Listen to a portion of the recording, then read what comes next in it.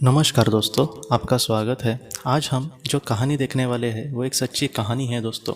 ये कहानी James van प्राग नाम के एक बहुत बड़े साइकिक है। साइकिक मतलब ऐसे लोगों को कहा जाता है दोस्तों जो आत्माओं के साथ बात कर सकते हैं। उनके पास एक फैमिली आई थी दोस्तों। उस फैमिली ने अपने एक वहाँ पर एक हस्बैंड वाइफ थे और उनके कुछ परिजन थे। वो जो हस्बैंड वाइफ थे उन्होंने अपने बेटे को खोया था दोस्तों। और इसके वजह से वो सारे लोग बहुत ही ज़्यादा दुखी थे। और इस वजह से वो जेम्स वैन प्राग जी के पास आए थे उस आत्मा के साथ अपनी बातें शेयर करने के लिए। जेम्स वैन प्राग जी ये कहते हैं कि जब उनकी फैमिली वहाँ पर आई और उस बेटे के बारे में उन्होंने जब इनको कहा, तब वो ये कहते हैं कि तुरंत उनकी जो बेटे की आत्मा थी वो वहाँ पर आई।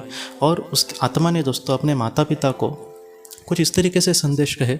उसने कहा कि मैं इस दुनिया में सच में बहुत ही ज़्यादा खुश हूँ, आप मेरे लिए ज़रा भी चिंता मत करना। आप मेरे जाने के बाद इतने दुखी है और अपने आप खान पान पे भी ध्यान नहीं दे रहे, बाकी किसी चीज़ में भी आप ध्यान नहीं दे रहे। इन सारी बातों से मुझे बहुत ही ज़्यादा बुरा लग रहा है, इसलिए आप मेरी ज़रा भी चिंता मत करना। तो इसी तरीके से उसने कुछ बातें कही।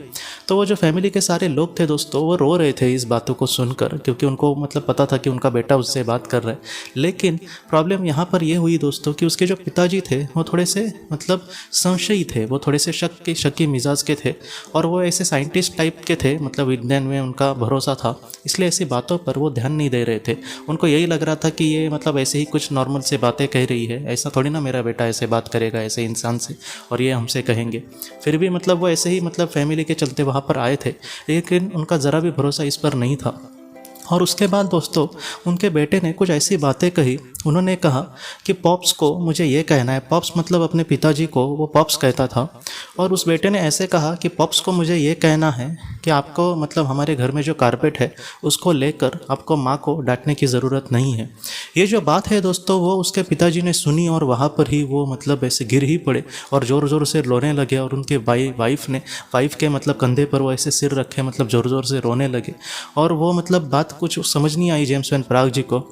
और उसके बाद उनके वाइफ ने, उस इंसान के वाइफ ने ऐसे कहा कि जब से इनके बेटे के गुजर चुका है तब से इसके पिताजी भी उसके लिए बहुत ही ज़्यादा दुखी है और वो थोड़े से चिड़चिड़े भी हो गए हैं। और उनके घर पे जब से इनका बेटा जन्मा था तब से घर पे उन्होंने, उसकी माँ ने एक कारपेट लाया था और वो कारपेट पे हमेशा बच्चा वो खेलता रहता था। और बाद में दोस्तों उसके 4-5 साल में उनको ये पता चला कि उस बच्चे को अस्थमा हुआ है। और इसके जो पिताजी थे उनके बार बार मन में यही लगता था कि उस कारपेट के वजह से इसको अस्थमा हुआ है जो उसकी माँ लेकर आई थी। जब तक वो बेटा इस दुनिया में था तब तक उन्होंने कुछ भी नहीं कहा, लेकिन जब से वो इस दुनिया से चला गया उनके मन में बार बार वही विचार आ रहे थे कि उस वक्त उसको इसलिए अस्थमा हुआ था। और वो चिड़चिड़े हो गए थे और इस वजह से वो अपने वाइफ को बार बार वही कहते थे कि तुम्हें उस वक्त कारपेट क्यों लाया, उसके वजह से हमारे बेटे को उस बीमारी का सामना करना पड़ा। उसकी माँ भी वही बोलती थी कि ऐसी कोई भी बात नहीं है, वो कारपेट के वजह से हुआ। लेकिन फिर भी ये अपनी बातें नहीं मानते थे।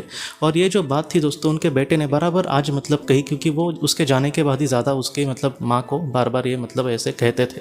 और इस बात से उनको पूरा यकीन हुआ कि आज उनकी बेटी की आत्मा ही उनके साथ बात कर रही है और उन्होंने भी उन सारी बातों को माना दोस्तों। तो ये जो कहानी है कहीं ना कहीं हमें यही सिखाती है कि अगर हमने किसी अपने को खोया है तो उनको हमारी छोटी से छोटी बात, मैं आपको सच बोलूँ तो यहाँ पर उसके पिताजी कुछ कह तो रहे थे, लेकिन मैंने ऐसे भी कुछ केसेस आपके सामने रखे हैं दोस्तों। हमने ऐसे भी कुछ केसेस देखे हैं दोस्तों कि जहाँ पर उन लोगों ने कुछ कहा भी नहीं, बस उनके मन में कुछ ऐसे ख्याल था या फिर मन में कुछ विचार थे, वो भी उनके करीबी लोगों के आत्माओं ने बहुत ही अच्छे से बराबर कहे हैं। तो ऐसी बातें हैं। बहुत लोग आज भी मुझे पूछते हैं कि हम जो भी आज करते हैं या फिर आज हम उनके लिए कुछ कर रहे हैं थोड़ा बहुत वगैरह, तो वो सारी बातें जो है वो उन तक पहुँचती है क्या? तो वो पूरी तरीके से ज़रूर पहुँचती है। हम जो भी विचार करते हैं वो सारे विचार भी उन तक पहुँचते हैं। तो आप ज़रा चिंता मत करना।